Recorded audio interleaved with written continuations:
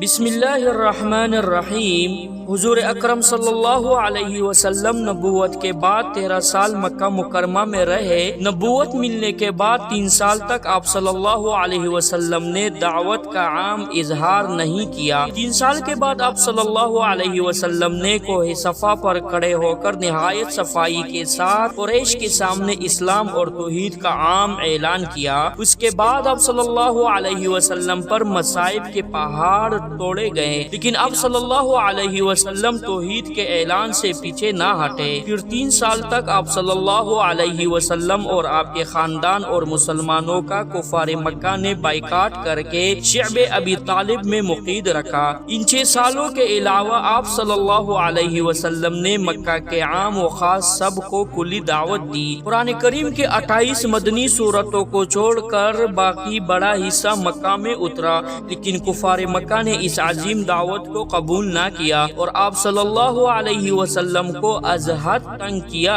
حتیٰ کہ آپ صلی اللہ علیہ وسلم اپنے گھر سے بیت اللہ نہیں جا سکتے تھے۔ پھر آپ صلی اللہ علیہ وسلم نے مختلف قبائل پر اپنے آپ کو پیش کیا تاکہ کوئی قبیلہ آپ کو اپنے ہاں لے جائے، مگر کسی نے آپ صلی اللہ علیہ وسلم کو قبول نہیں کیا۔ اسی زمن میں آپ کا مشہور سفر طائف پیش آیا۔ وہاں آپ صلی اللہ علیہ وسلم نے صرف ثقیف کے 3 سرداروں سے بات کی، لیکن انہوں نے نہ تو اسلام قبول کیا اور نہ کفار مکہ کے خوف سے حضور صلی اللہ علیہ وسلم کو اپنے ہاتھ ٹھہرا کر پناہ دی، بلکہ الٹا آپ صلی اللہ علیہ وسلم پر پتھر برسا کر آپ کو شہر سے نکالا اور کفار مکہ کو خوش کرنے کے لیے کہلا بھیجا کہ محمد صلی اللہ علیہ وسلم ہمارے پاس آئے تھے، لیکن ہم نے ان کو واپس کر دیا ہے۔ تب کفار قریش مزید بڑک اٹھے کہ اس شخص نے ہمارے دشمنوں سے ہمارے خلاف مدد طلب کی ہے۔ اب آپ صلی اللہ علیہ وسلم اپنے گھر مکہ واپس نہیں آ سکتے تھے، تو آپ صلی اللہ علیہ وسلم نے مطعم بن عدی سے پناہ کی درخواست کی۔ مطعم نے آپ صلی اللہ علیہ وسلم کو پناہ دے کر اپنے مسلح جوانوں کے ساتھ مکہ آپ کے گھر میں پہنچا دیا۔ اکثر صحابہ مختلف علاقوں کی طرف ہجرت کر چکے تھے۔ آخر حضور صلی اللہ علیہ وسلم نے 53 سال کی عمر میں مکہ مکرمہ سے رات کے وقت نکل کر ہجرت فرمائی۔ مکہ مکرمہ میں بعض صحابہ رضی اللہ تعالی عنہم اجمعین نے درخواست کی تھی کہ یا رسول اللہ، یہ قریش ہمیں تنگ کرتے ہیں، ہم ان کے برابر کے خاندان کے لوگ ہیں، اسلام سے پہلے یہ لوگ ہمیں ذلیل نہیں کر سکتے تھے، اب آپ ہمیں اجازت دے کہ ہم ان کے خلاف لڑنے کے لیے اسلحہ اٹھائے۔ حضور اکرم صلی اللہ علیہ وسلم نے جواب دیا کہ مجھے ابھی تک لڑنے کا حکم نہیں ملا ہے۔ مکہ مکرمہ میں جہاد کا حکم اس لیے نہیں آیا تھا کہ صحابہ کم تھے،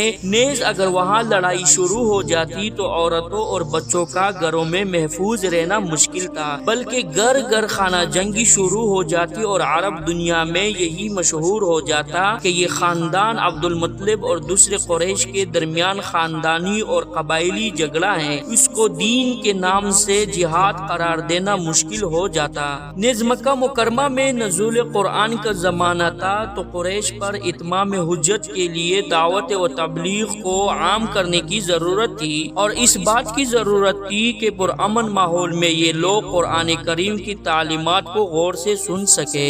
ان وجوہات کی بنا پر مکہ مکرمہ میں اسلحہ اٹھانے اور مسلح جہاد کرنے کا حکم نہیں ہوا تھا۔ یہ وجہ نہیں تھی کہ مکہ میں حضور صلی اللہ علیہ وسلم صحابہ کرام کا ایمان بنانے میں مصروف تھے اور اب تک ایمان بنا نہیں تھا، اس لیے جہاد کا حکم نہیں آیا۔ اگر ایسا تھا تو پھر مدینہ منورہ میں حضور اکرم صلی اللہ علیہ وسلم نے وہاں کے نو مسلموں کو 13 سال تک ایمان بنانے کے لیے کیوں جہاد سے نہ روکا؟ حالانکہ وہاں تو حضور صلی اللہ علیہ وسلم پوری زندگی 10 سال کی ہے، تو 13 سالہ مکی نصاب کہاں سے لایا جائے گا؟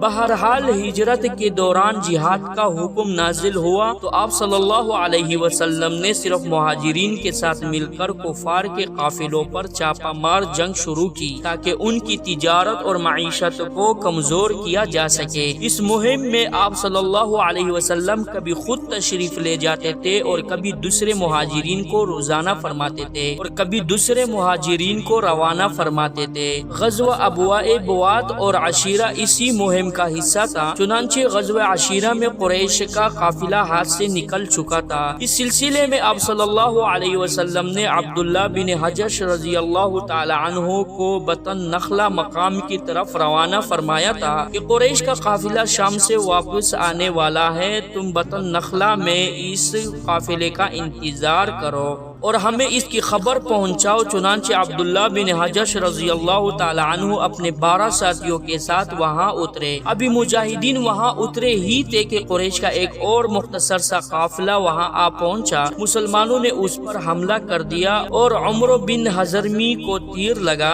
جس سے وہ مر گیا اور اس کے 2 ساتھیوں کو مجاہدین نے گرفتار کر لیا۔ یہ اسلام کا پہلا مال غنیمت تھا۔ اس واقعے سے کفار مکہ جل بون گئے اور انہوں نے مسلمانوں کے خلاف ایک مہم کا آغاز کر دیا کہ مدینہ جا کر سب کو ختم کر دیں گے۔ عمرو بن حضرمی وہ پہلا شخص تھا جو جہاد کا حکم آنے کے بعد مسلمانوں کے ہاتھوں مارا گیا تھا، کیونکہ یہ حقیقت ہے زور بازو ازما شکوا نہ کر سیاد سے، زور بازو ازما شکوا نہ کر سیاد سے، آج تک کوئی قفس ٹوٹا نہیں فریاد سے۔